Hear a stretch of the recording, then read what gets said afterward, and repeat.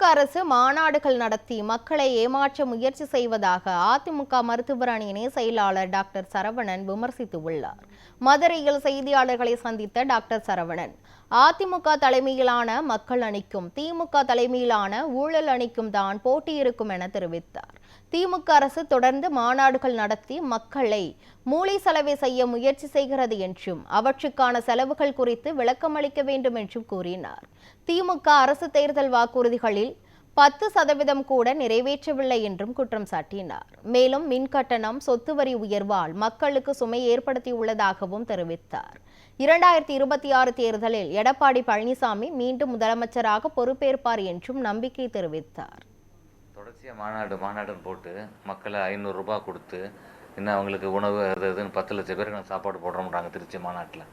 இப்படி அங்கே இவங்களை பல ஊர்களிலிருந்து மக்களை அழைத்து சென்று தொடர்ச்சியாக அவங்கள மக்களை திமுக என்ற ஒரு பிம்பத்தை ஒரு இதை அவங்க மனசில் பதிய வைக்கிறதுக்காக இவங்க ரொம்ப நுட்பமாக ஏமாற்று வேலையை செய்கிறார்கள். ஆனால் மக்கள் எல்லாம் ரொம்ப தெளிவாக இருக்காங்க.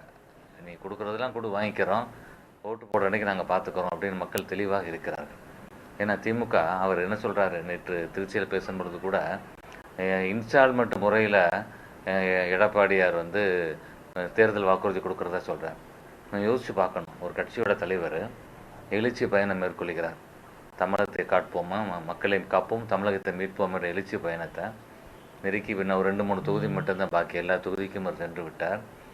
அப்போ அங்கங்கே மக்கள் கேட்கக்கூடிய அந்த கோரிக்கைகள், அவங்க சொல்லக்கூடிய குறைகளை கேட்டு அதற்கான பரிகாரமாகத்தான் அவர் வாக்குறுதிகள் தருகிறார்.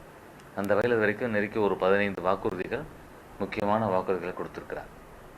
திமுக ஒட்டுமொத்தமாக போன தேர்தலில் சொன்னாங்கள்ல 525 வாக்குறுதி கொடுத்தாங்க. அதில் ஒரு 10% நிறைவேற்றியிருந்தாலே அது பெரிய விஷயம். அந்த அளவுக்கு கூட அவங்க செய்யலை. அதனால் மக்களை ஏமாற்றி விட்டு அடிப்படை வசதிகளே இல்லை. எங்கே பார்த்தாலும் சாலைகள் எல்லாம் குண்டும் குழியுமாகத்தான் இருக்கிறது. குடிநீர் பிரச்சனை, பாதாள சாக்கடையெல்லாம் இப்போ இல்லை. மதுரையில் அவங்க உருவாக்கவே இல்லை. இதெல்லாம் விட்டுட்டு மாநகராட்சியில் 250 கோடிக்கு மேலே ஊழல். இன்றைக்கி உள்ள நிலையில் பார்த்தீங்கன்னா இங்கே மகளிர் அணி மாநாடு நடத்துகிறாங்க.